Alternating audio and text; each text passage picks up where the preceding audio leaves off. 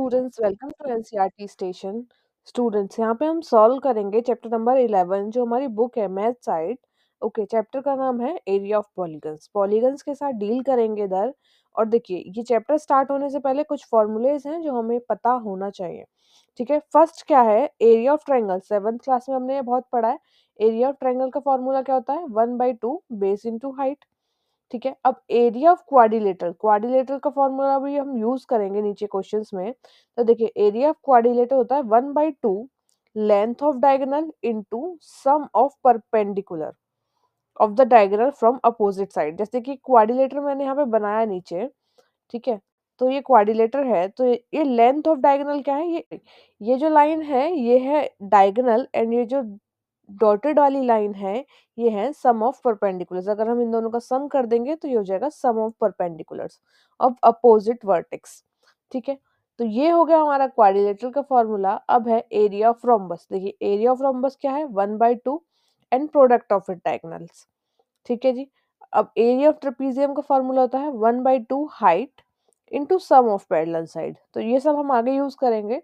First question देखते हैं। First question है हमारे पास, one diagonals of quadrilateral measure 20.8 centimetre. ये जो ए से सी है ये है 20.8। ठीक है, और हमसे बोला गया है if the perpendicular drawn it from the opposite vertex. Opposite vertex पे जो परपेंडिकुलर ड्रॉन है, तो एक है 12 एंड सेकंड है 15। ठीक है, हमें क्या है? एरिया ऑफ क्वाड्रिलेटर बताना है। एक है 12 और एक है 15, तो एरिया ऑफ क्वाड्रिलेटर का फॉर्मूला क्या होता है? ये रहा। यहाँ पे ऊपर आपके आगे लिखा है एरिया ऑफ क्वाड्रिलेटरल का फॉर्मूला, तो हम यहाँ पे लिखेंगे एरिया ऑफ क्वाड्रिलेटरल।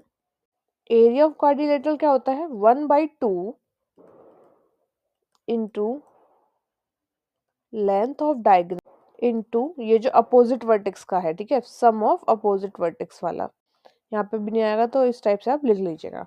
ठीक है, तो हमारे पास एरिया निकालने के लिए क्वेश्चन में हम इसका फ्रेमिंग कर लेते हैं। Area is equal to 1/2। लेंथ क्या है? देखिए, लेंथ क्या है? ए टू सी जो है ये हमारी लेंथ है। ठीक है, तो लेंथ ऑफ डायगोनल हो जाएगी 20.8। या फिर हम पहले इसकी फ्रेमिंग कर लेते हैं। ठीक है जी, इसकी हम कर लेते हैं फ्रेमिंग। देखिए, ए टू सी है तो हम यहाँ पे लिखेंगे ए टू सी, ये हो जाएगी length of it diagonal into, अब यहाँ पे क्या है? सम ऑफ अपोजिट वर्टेक्स। जो अपोजिट वर्टेक्स क्या है? डीएल है एक अपोजिट वर्टेक्स, और दूसरा क्या है? एमबी। इनका हमें करना है ऐड। अब यहाँ पे हम क्या करेंगे? वैल्यू पुट कर देंगे 1/2। देखिए, एसी क्या है? 20.8 है एसी, इंटू डीएल क्या है? 12, और एमबी क्या है? 15। ये जो है ये अपोजिट वर्टेक्स की हाइट है। Okay, 1/2 into 20.8। अकॉर्डिंग टू वोडोमास रूल हम पहले ब्रैकेट सॉल्व करेंगे, तो इन दोनों का एडिशन करेंगे तो आ जाएगा 27। ठीक है, अब देखिए सॉल्व करते हैं। 2 से अगर हम इसे काटेंगे तो 2 से 10 टाइम 0.4, 10.4 आ गया। तो ये हो जाएगा 10.4 इंटू 27। इनका हम कर देंगे मल्टीप्लाई।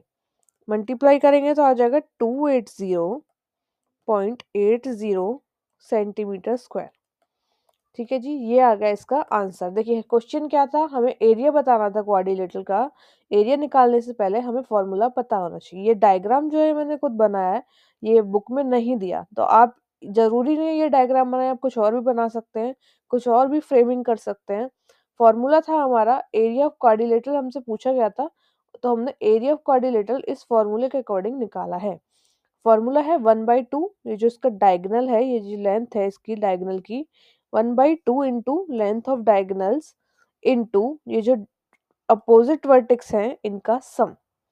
तो हमने वही फॉर्मूले में रखा। डायगोनल की लेंथ है AC और अपोजिट वर्टेक्स क्या है? DL और MB। इन दोनों का एडिशन करा है, 12 टू 15 से 27 आया, एंड फिर इसके साथ मल्टीप्लाई कर दिया, तो हमारा आंसर आ गया है 280.80 centimetre square. Okay students, thanks for watching this video. इसी के साथ फर्स्ट क्वेश्चन हमारा यहाँ पे खत्म होता है। नेक्स्ट वीडियो में सेकंड क्वेश्चन सॉल्व करेंगे। Thank you.